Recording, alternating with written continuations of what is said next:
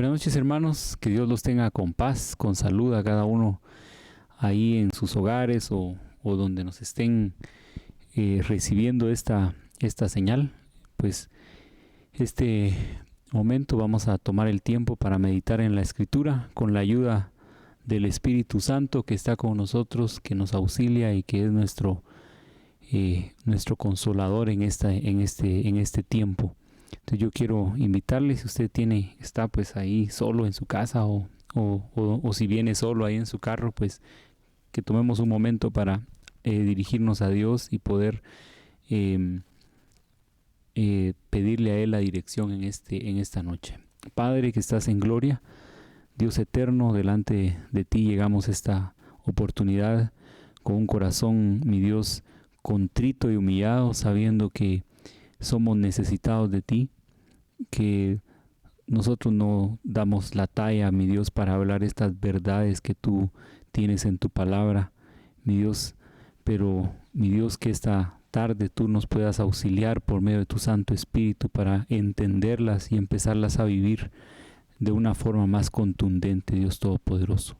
Nos encomendamos en ti en este momento y que tú seas el que dirijas, mi Dios, este tiempo, y que sobre todas las cosas, mi Dios, que seamos buena tierra a todos los que vamos a ser ministrados con esta palabra. En el nombre poderoso de Jesús oramos, Dios Todopoderoso. Amén y amén. Muy bien, hermanos y hermanas, fíjense que hemos estado hablando últimamente sobre los mandamientos del Hijo.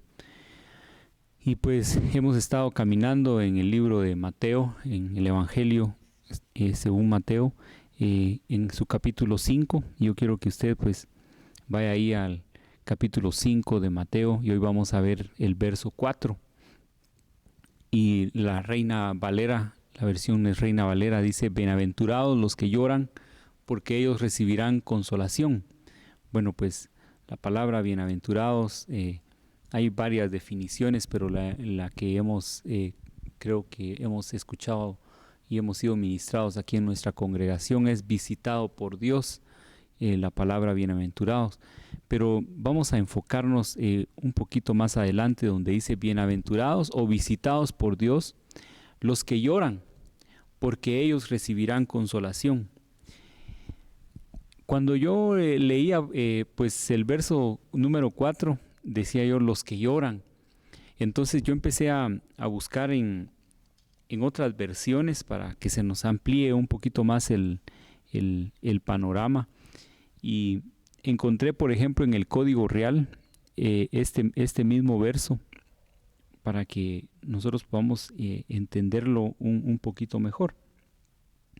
Y este verso en el Código Real se lo voy a leer, aunque creo que va a aparecer ahí en su pantalla, pero dice: cuán bendecidos son los que gimen como enlutados. Entonces aquí ya no aparece solo la palabra llorar, sino que nos da otro aspecto. Dice: los que gimen como enlutados. Entonces, si usted, pues por cuestiones de la vida, usted ha estado enlutado en alguna vez o ha perdido algún ser querido, pues ese sentimiento es el que en este momento está mostrando esta versión. También en otras versiones habla: bienaventurados los afligidos. Y esto es para que se nos amplíe un poquito el panorama sobre lo que queremos ver esta noche. Los afligidos. Y hay una versión que es es una traducción moderna. Dice: felices los que se lamentan. Los que se lamentan. Entonces aquí ya nos cambia un poco la palabra, que solo aparece los que lloran. Entonces dirá usted: bueno, bienaventurados los que lloran. Entonces, bueno, voy a llorar yo para que ser bienaventurados. Pero no, ahí vamos a ir un poquito más profundo de esa palabra. Y aquí está hablando de una aflicción. Y en el griego, porque está aquí en el libro de Mateo, para traducirlo es en griego, y es la palabra aflicción. Así es como lo traduce la Strong.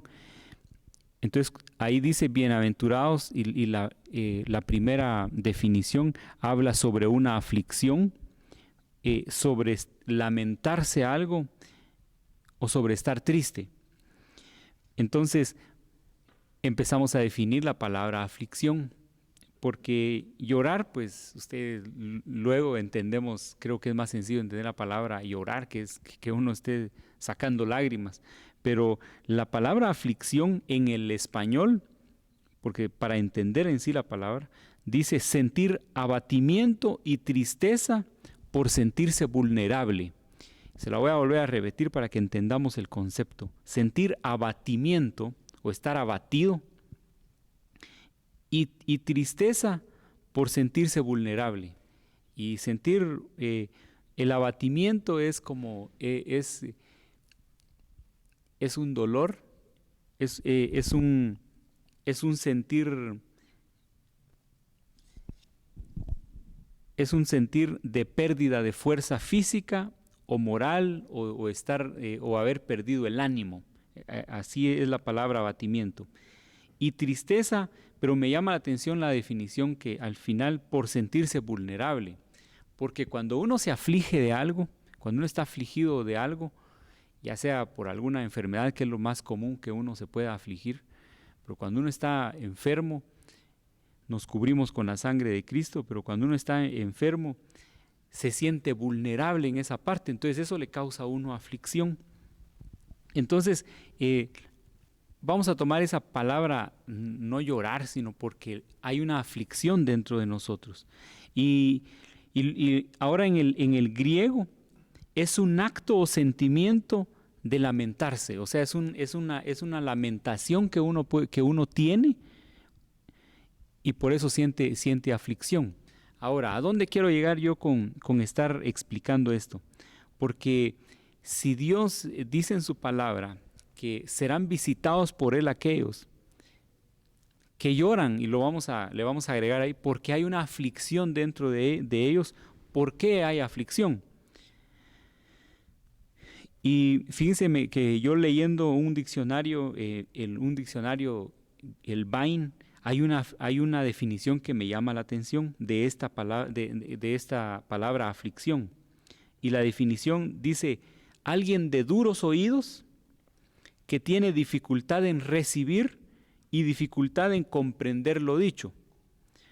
Y sigue teniendo otras definiciones ahí en el griego, en el hebreo, perdón, y dice doblarse y encorvarse por su carga. Entonces, cuando alguien tiene una carga muy pesada, por ejemplo, si usted algún día cargó algo que es muy pesado y que supera la fuerza que usted tiene que hacer para poder levantar esto o cargarlo, lo primero que hace el cuerpo humano cuando tiene una carga es encorvarse. Entonces, le muestro esto para que entendamos la palabra que es estar afligido. ¿Por qué? Porque cuando dice la Escritura que serán visitados por ellos los de que tienen un corazón afligido, los que tienen una aflicción, yo quiero que vayamos al libro de Mateo, al Evangelio de Mateo, más adelantito ahí donde estamos, en el capítulo 13.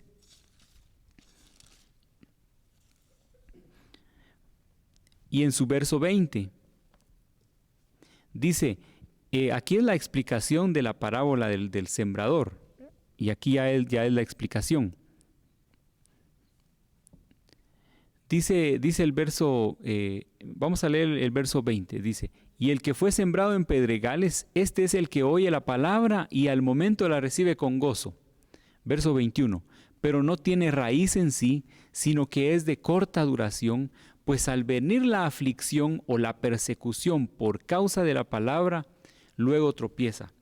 Aquí vemos, hermanos y hermanas, aquí vemos que nosotros podemos recibir la Escritura, es alguien que está recibiendo palabra, pero la aflicción, dice, al venir la aflicción o la persecución por causa de la palabra, entonces yo tomo este verso como cuando nosotros viene la prueba para probarnos si en verdad estamos nosotros caminando en la verdad o no estamos caminando en la verdad. Cuando llega ese momento en que lo que nosotros pues comúnmente lo hemos llamado poner por obra la palabra, pero es el momento en que nosotros tenemos que definirnos y seguir si optar por Dios o no optar por Dios, o optar por mis emociones, o optar por lo que yo decido. En ese momento es cuando viene esa aflicción, cuando somos afligidos ahí, pero para sacar un fruto de lo que nosotros somos. Cuando llega esa aflicción, a eso se refiere la Escritura cuando dice que vamos a ser afligidos, pero para sacar un fruto de nosotros, para ver qué tanto hemos crecido, para ver qué tanto nosotros hemos aprendido y qué tanto estamos siendo dispuestos a obedecer la Escritura. Entonces puede haber aflicción en nuestra alma, en nuestro corazón, en nuestra familia, en nuestro trabajo, donde nosotros nos movemos. Ahí puede haber aflicción, pero muchas veces cuando viene la aflicción a nosotros, el verso 21 dice, del capítulo 13 de Mateo dice: por causa de la palabra luego tropieza. Entonces tal vez a usted no le ha sucedido, pero a mí sí, que muchas veces es el momento de ser obedientes, y por no optar por la Escritura, uno tropieza. Y gloria a Dios por la misericordia, por la gracia de Dios que está para levantarnos, que no nos señala, sino que Él es un Dios restaurador. Pero cuando nosotros tropezamos, cuando es afligida nuestra alma y nosotros optamos por seguir en nuestra vanidad, entonces esa aflicción que nosotros tuvimos no sirvió, no sacó fruto de nosotros, no sirvió para el fin que viene esa aflicción a nosotros. Entonces, hermanos, nosotros cuando viene la aflicción a nuestro corazón, es el momento en que nosotros tenemos que decidir si optar o no optar por la Escritura, por la instrucción, por la obediencia que nosotros le debemos de dar a nuestro Padre eterno. Ahora yo le pregunto a usted, y usted contéstese ahí en su casa o donde está: ¿qué hacemos en el momento de aflicción? El alma es tan fuerte que cuando estamos afligidos, quizá llegamos a pensar: ¿por qué a mí me está pasando eso? ¿Por qué tuve que vivir aquí? ¿Por qué yo tengo que vivir esta situación? ¿Por qué yo tengo que estar sufriendo? Yo no debería de estar pasando eso. ¿Por qué no le pasa eso a tal persona que es así y así, sino que a mí me está pasando? Y no nos damos cuenta de que cuando llegamos a ese momento de aflicción, lo que nosotros debemos de hacer es de correr hacia los brazos del Señor. Porque dice la Escritura que a Él corre el justo y Él lo levanta. Debemos de llegar ahí a buscar el oportuno socorro, porque si hay una aflicción es porque Dios lo que quiere es probarnos, sacar de nosotros un fruto, el fruto que ya debiéramos de dar muchos frutos nosotros. Entonces por eso viene la aflicción con propósito. Dios nunca, dice la Escritura, que Él no va a dejar que seamos probados más allá de lo que nosotros podamos resistir, y juntamente con la prueba Él va a dar la salida. Entonces hay esperanza en lo que a nosotros nos pueda afligir. Entonces cuando nosotros somos fuertes a eso, cuando nosotros viene la aflicción y estamos en prueba, en aflicción, quizá usted llora ahí en su casa, en su cuarto, ahí en su intimidad, usted llora y derrama sus lágrimas y buscamos con tal de salir adelante. Ahí cuando buscamos a Dios, entonces ahí somos visitados por Él. En el Salmo número 25, quiero que vayamos ahí, porque aquí hay otra alma afligida. Aquí hay otro corazón afligido. 25:18, Salmo 25:18. Aquí está David, porque David escribe este salmo, y mire lo que le dice él a Dios: mira mi aflicción y mi trabajo. Aquí mi trabajo lo traduce estas versiones, pero ahí está hablando de una carga, una carga pesada que tiene. Mira mi aflicción y esta carga pesada que tengo. Y mire lo que dice el salmista: y perdona todos mis pecados. ¿Cuántas veces, hermanos, se ha usted afligido, pero porque usted le falló al Señor? Porque yo le fallé al Señor. ¿Cuántas veces nos hemos afligido? Gloria a Dios cuando hay una aflicción en nuestro corazón porque le hemos fallado, porque usted sabe que le falló, porque usted sabe que no debió haber hecho eso, no debió haber dicho eso, no debió haber llevado sus pasos hacia ese lugar, no debió haber optado por hacer algo que usted sabía que le iba a desobedecer a Dios. Pero cuando viene la aflicción por eso que hemos hecho, gloria a Dios, hermanos. ¿Por qué? Porque esa aflicción lo que nos debe de llevar a nosotros es a buscar el perdón de Dios. Y aquí el salmista dice, mira mi aflicción y mi trabajo y mi carga y perdona todos mis pecados. Gloria a Dios cuando haya una aflicción, hermanos, porque nuestra alma se aflige porque le está desobedeciendo a Dios. Ahí entonces es cuando nosotros somos visitados por Dios, cuando empezamos a recibir los beneficios de Dios, porque nuestra alma está afligida porque le está siendo desobediente a Dios. Y David, hermanos, el salmista David fue al arrepentirse en el Salmo 51, si usted me puede acompañar ahí, en el Salmo 51, en su verso 11, dice: no me eches de delante de ti y no me quites, y no quites de mí tu Santo Espíritu. El verso 12 dice, vuélveme el gozo de tu salvación y espíritu noble me sustente. Aquí, si usted lee todo el Salmo 51, ahí hay un arrepentimiento, hay una aflicción de David por vivir reconciliado delante de Dios. Y este es un ejemplo, hermanos, de que dentro de nosotros debe existir la necesidad de sentirnos con el gozo de la salvación todo el tiempo. En este tiempo, hermanos, que nosotros hemos quizá estado lejos de congregarnos físicamente en esta congregación, llegan los momentos en que se decae, quizá usted ya no ora, quizá ya no dan ganas de leer la escritura, quizá ya no dan ganas de escuchar una prédica.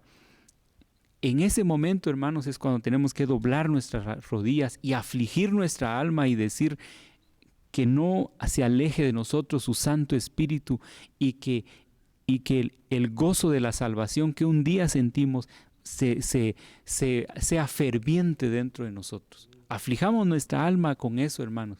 Cuando venga alguna necesidad, no sé, de trabajo, económica o de enfermedad, cuando venga esa aflicción, hermanos, doblemos nuestras rodillas, porque esa es la instrucción que nos está dando la palabra esta tarde, que cuando bienaventurados, visitados por Dios, aquel que está en aflicción. ¿Por qué? Porque Dios de ahí nos va a sacar, hermanos, de ahí nos va a sacar. Entonces, hermanos, aquí vemos entonces que la aflicción no es solo de llorar y llorar y llorar, no. Que si se va a ver aflicción, hermanos, que sea el momento en que nosotros corramos a buscar el oportuno socorro de nuestro Dios Todopoderoso. Ahora yo quiero que nos dirijamos ahí a Mateo, capítulo 5, donde estábamos, porque vamos a ver el verso 5.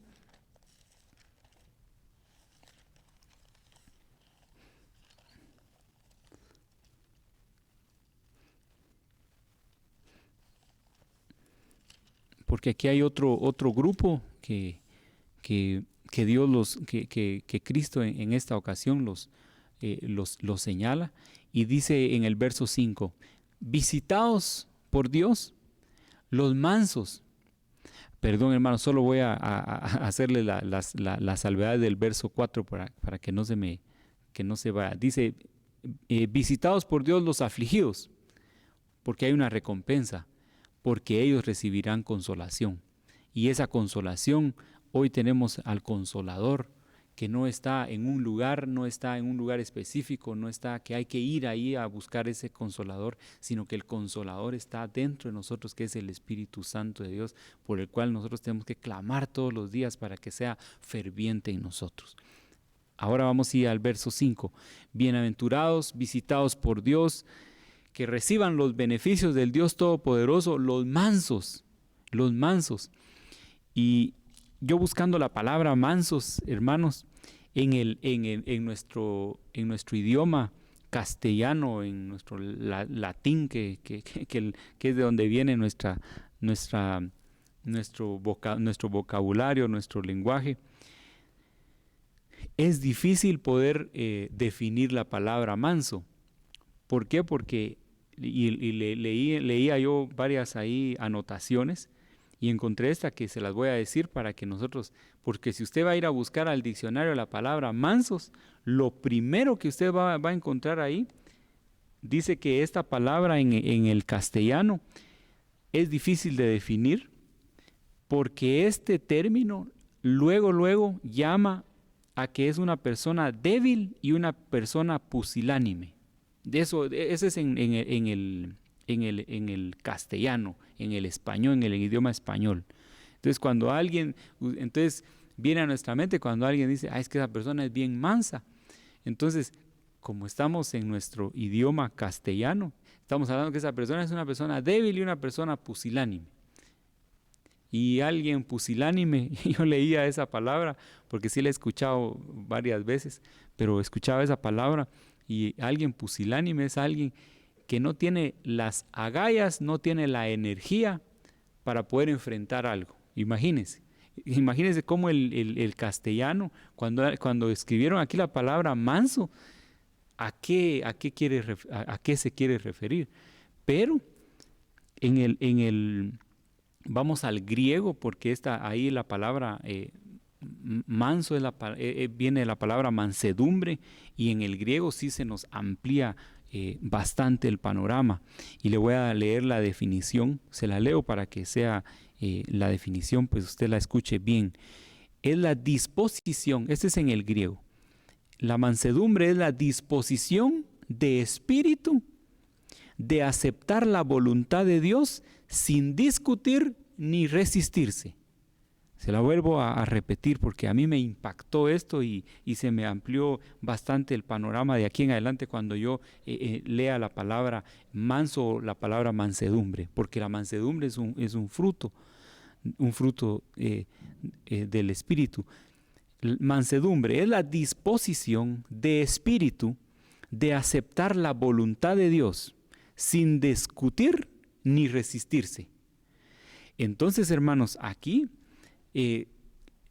puedo yo entender que cuando la Escritura dice visitados por Dios, los mansos, los que están llenos de mansedumbre, es aquella persona que está dispuesta a recibir la voluntad de Dios y a vivir la voluntad de Dios y no discute ni se resiste a la voluntad de Dios.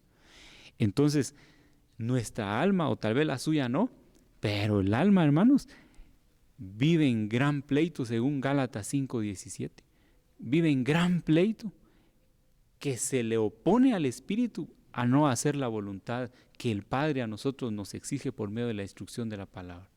Entonces, o sea que el alma se anda en oposición todo el tiempo a hacer la voluntad de Dios.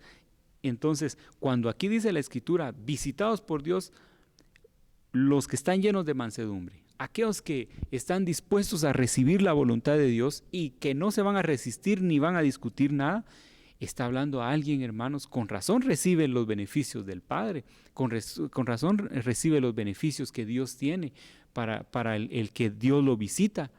Cuando hablábamos de la palabra bienaventurados y se definía como visitados por Dios, lo primero que se me viene a la mente es la casa de Obed-Edom, cuando ahí dejaron el arca. Cuando estuvo ahí el arca hubo bendición sobreabundante en todos los aspectos. Entonces yo lo asocio con la palabra visitados por Dios, con la palabra bienaventurados. Que si, hermanos, Dios a nosotros nos diera sus beneficios, pero como Él tiene que afligirnos muchas veces a nosotros para que nosotros podamos recibir esos beneficios. Entonces, aquí dice que la mansedumbre es una disposición de espíritu a aceptar la voluntad de Dios y a seguir la voluntad de Dios.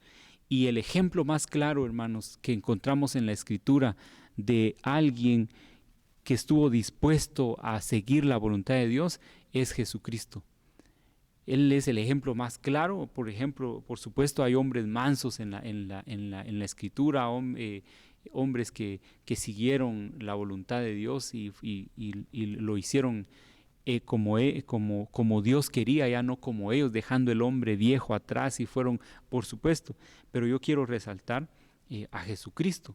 Y ahí mismo, aquí mismo en el libro en el Evangelio de Mateo, en su capítulo 26, estos versos no tenemos mucho tiempo de que los hemos escuchado aquí en nuestra congregación. Capítulo 26, verso 39, porque es cuando Jesucristo está en el monte Getsemaní, y Él está orando. Miren esta aflicción que está teniendo Jesucristo en este momento, porque Él sabe lo que le viene, lo que le va a suceder. Él sabe absolutamente lo que viene por delante. Y en el verso 39 dice: yendo un poco adelante, se postró sobre su rostro, orando y diciendo: Padre mío, si es posible, pase de mí esta copa. Pero aquí vemos a un hombre manso y humilde, como él lo repitió en el capítulo 11, aquí mismo de Mateo, que decía: aprended de mí que yo soy manso y humilde. Aquí está el hombre lleno de mansedumbre, aquí está el hombre manso. Esta es la verdadera definición de la mansedumbre, porque aquí está él diciendo: pero no sea como yo quiero, sino como tú. Aquí él está diciendo: Señor, yo no quisiera que me pasara esto, yo no quisiera ir y sufrir todo lo que se viene por delante, pero como dice un verso también, pero para esta hora he llegado, y que se cumpla aquí la escritura. Entonces, aquí dice Cristo, mostrando su completa mansedumbre y humildad. Aquí Cristo está mostrando una humildad también, aceptando la voluntad del Padre. Él sabía lo que se venía, pero está diciendo: Padre, aquí estoy, pero yo no quiero pasar eso, pero que se haga tu voluntad y no que se haga mi voluntad. Cristo, diciéndole al Padre que se haga su voluntad. Hermanos y hermanas, tenemos que aprender a Cristo, tenemos que aprender esa forma de actuar que Jesucristo nos muestra en la Escritura. Tenemos que aprender a vivir como Cristo quiere que nosotros vivamos. ¿Por qué? Porque tenemos que aprender a aceptar la voluntad de Dios y a seguir la voluntad de Dios. No tenemos que decir, pero si yo quiero esto. Y muchas veces, hermanos, cuesta encontrar la voluntad de Dios. Hay muchas situaciones que uno dice: pero ¿cómo le hago? ¿Será? Ahí tenemos pastores, tenemos ministros que nos pueden a nosotros guiar o ayudar. Pero muchas veces, hermanos, también es claro que tenemos que hacer. No tenemos que preguntar, ya no hay que ni preguntar, ni está claro que tenemos que hacer la voluntad de Dios en muchas actitudes, en muchas situaciones de nuestra vida. Pero somos un alma terca que no quiere hacer la voluntad de Dios. Entonces no hay mansedumbre dentro de mí. Entonces que yo no espere los beneficios del Padre, que yo no espere ser visitado por Dios, si yo no tengo un alma, si yo no soy manso, si yo no soy humilde, si yo no estoy lleno de mansedumbre. La mansedumbre es aceptar la voluntad de Dios. Vamos al capítulo 11, ahí mismo aquí mismo en Mateo 11:29. Está hablando Cristo. Llevad mi yugo sobre vosotros y aprended de mí. Está diciendo Jesucristo, que soy manso y humilde de corazón. Aquí entra otra vez la mansedumbre y la humildad de corazón. Lleven mi yugo sobre ustedes, aprendan de mí. Yo soy manso y humilde de corazón. Y mire aquí la recompensa: y hallaréis descanso para vuestras almas. ¿Quién no quiere tener paz, hermano? Cuando se escribe ahí en el chat de la congregación y dice bendiciones de paz, yo tomo las bendiciones de paz, porque yo sí quiero tener paz en todos los aspectos de mi vida. Pero mire lo que conlleva tener paz, descanso para el alma. Hay que ser manso. Y hermanos, para encontrar para encontrar ese descanso, hay que buscar la voluntad de Dios. Entonces yo me ponía a pensar, sobre este verso, decía yo, entonces el estrés que está de moda y que tal vez usted no lo ha tenido, ¿va? Pero esa carga que a veces uno siente que es que está todo atascado y que no dice cómo le hago para salir de aquí. Ese mentado estrés, porque muchas veces, hermanos, nosotros no buscamos la voluntad de Dios en nuestro trabajo, en nuestras actividades, en nuestros emprendimientos, en nuestros sueños, en nuestros deseos, en lo que nosotros vivimos. No buscamos la voluntad de Dios, buscamos nuestra voluntad primero. Entonces, con mucha razón, existe el estrés, existen las penas, las cargas. ¿Por qué? Porque buscamos la voluntad nuestra. Entonces, ¿cómo vamos a encontrar esa paz, ese reposo para nuestras almas? Buscando la mansedumbre. ¿Y cómo llegamos a eso? Está en el verso 28, ahí mismo del capítulo 13. Venid a mí todos los que estáis trabajados y cargados, y yo os haré descansar. O sea que tenemos que acudir a Dios. Tenemos que acudir a la palabra, tenemos que acudir a la escritura, a la instrucción, tenemos que doblar nuestras rodillas, tenemos que buscar la presencia de Dios, tenemos que poner de nuestra parte para encontrar ese descanso, porque entonces yo hacía ponía en orden mis ideas. Entonces decía yo, si yo tengo un sueño, yo tengo un emprendimiento, o yo quiero hacer esto en esta tierra, quiero comprar aquello, quiero hacer esto, quiero hacer lo otro. Bueno, si yo voy y dejo esta carga que yo tengo, la coloco al altar de Dios, yo voy ahí y digo, Señor, aquí está esto, yo lo quiero hacer, tengo deseos de hacerlo, pero que sea tu voluntad, no que sea mío, que no esto me robe a mí la paz, que esto no me robe el tiempo que yo te tengo que dar a ti. Y yo le coloco eso a Dios. Eso estoy hablando de mí. Yo así lo ordenaba. Entonces, Dios ahí va a empezar a trabajar. ¿Por qué? Porque hay una mansedumbre de mi corazón que está buscando la voluntad de Él. Y como yo busco la voluntad de Él, entonces ahí va a venir la visitación de Dios para mi vida. Pero porque yo busco la voluntad que Él tiene. Entonces, Dios, hermanos, tiene tantas promesas para nosotros. Él tiene pensamientos de bien, de paz para nosotros. Pero si yo busco por otro lado, ahí voy a encontrar la carga, la dificultad, ahí voy a encontrar lo que no es la voluntad de Dios. Entonces, Cristo aquí diciendo, aprendan de mí que yo soy manso y humilde de corazón, y el estrés se va a ir y van a encontrar descanso para vuestras almas. Entonces, ahí es donde encontramos el descanso. Y por último, hermanos, quiero que vayamos al libro de Santiago. Este verso yo lo escuché y muchas veces lo meditamos aquí en nuestra congregación, porque habla del poder de la palabra. Pero dentro de este verso está la palabra mansedumbre. Dice Santiago 1:21, por lo cual, y aquí viene la instrucción para nosotros, desechando otra vez, podíamos relacionarlo con el verso que acabamos de leer de Mateo 11:28, donde nosotros tenemos que echar toda carga, toda ansiedad sobre Cristo, desechando toda inmundicia, abundancia de malicia. Y luego miren cómo se recibe la palabra con mansedumbre. Recibid con mansedumbre la palabra implantada, la cual puede salvar vuestras almas. O sea que la escritura, hermanos, se recibe con mansedumbre. Cuando no hay dentro de mí mansedumbre, la escritura no se puede recibir. No se puede recibir. ¿Por qué? Porque yo estoy lleno de malicia, estoy lleno de inmundicia, estoy lleno yo de estas cosas que no me hacen ser manso, no me hacen a mí depender de la voluntad que Dios tiene para mí. Entonces, cuando yo acepto mi carencia de Dios y de la palabra, yo digo, yo tengo necesidad de Dios en verdad. Yo tengo necesidad de la palabra, de la instrucción.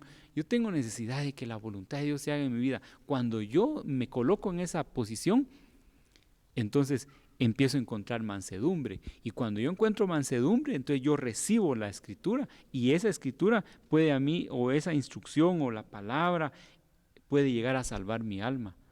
Pero si yo creo que solo con oír y decir, no, eso no es para mí.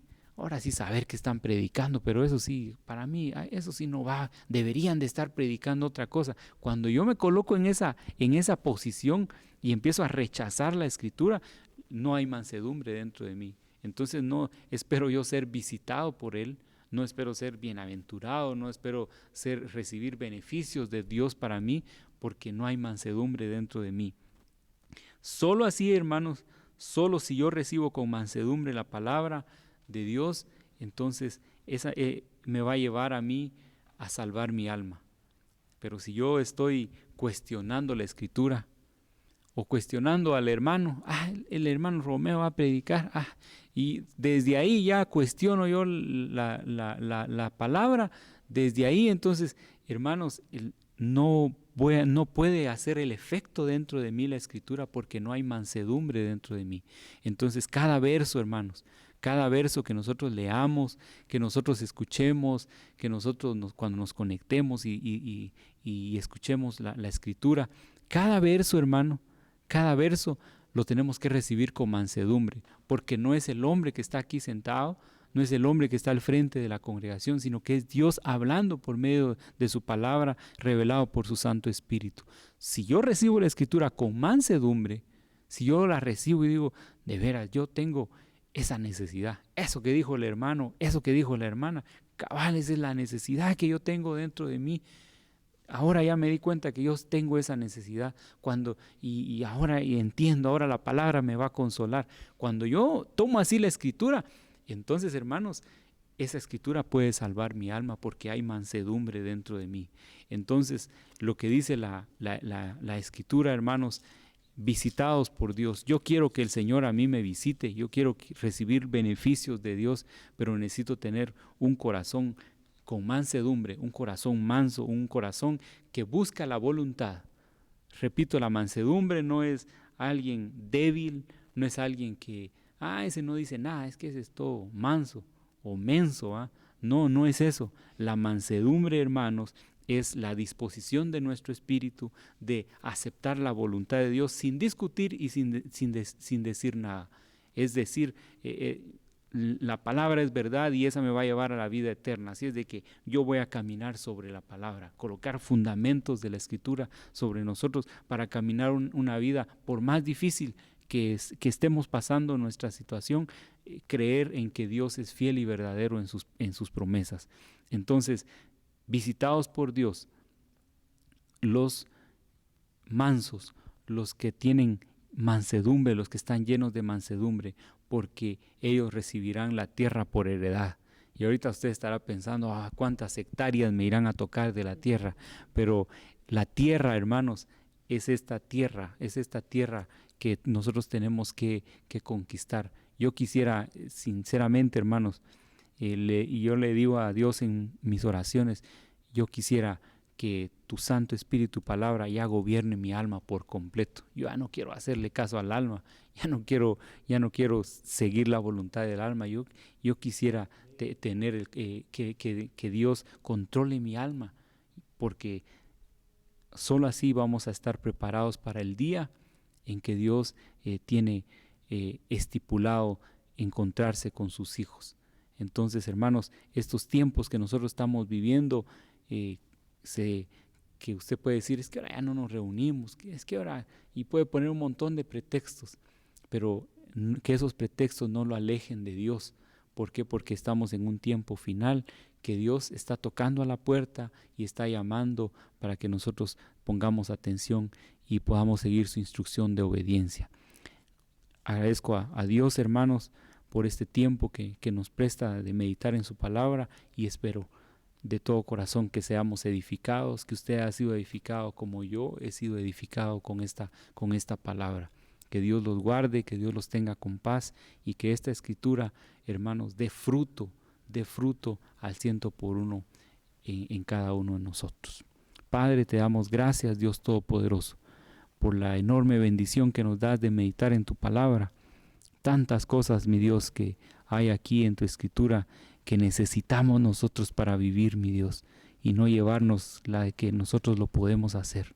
Ayúdanos, mi Dios Todopoderoso, a que en los momentos de aflicción nosotros optemos por ti, por tu palabra, Señor amado, porque solo así, mi Dios, solo así, Señor, vamos a poder encontrar la perfección que tú esperas que nosotros tengamos. Ayúdanos a afligir esta alma, mi Dios, cuando ya no tengamos ganas de congregarnos, de escuchar la palabra, de leer la escritura, de orar. Aflige nuestra alma, Padre, con tal de que el gozo de tu salvación no se aparte de nosotros ni se pierda. Aviva en nosotros tu Santo Espíritu. Ayúdanos a ser mansos y humildes de corazón, Padre.